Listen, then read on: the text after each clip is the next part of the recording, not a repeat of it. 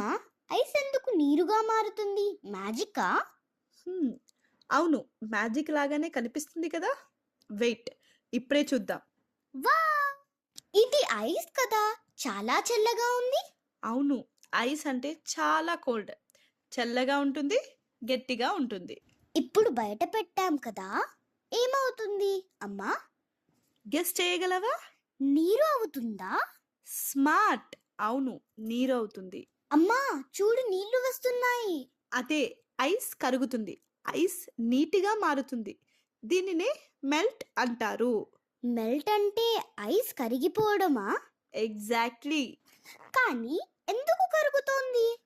బయట వేడి ఉంది కదా! వేడి అంటే హాట్. హాట్ ఉంటే ఐస్ కరుగుతుంది. ఓ, హీట్ వల్ల.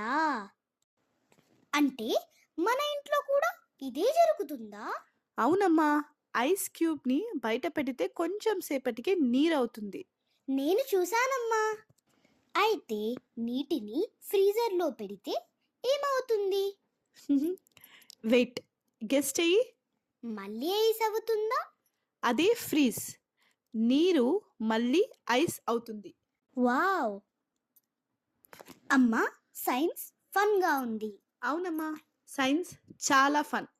ఇలాంటి చిన్న ప్రశ్నలకు పెద్ద సైన్స్ తెలుసుకోవాలంటే వెంటనే సబ్స్క్రైబ్ చేయండి. చిన్న ప్రశ్న పెద్ద సైన్స్, టైనీ థింకర్స్ తెలుగు.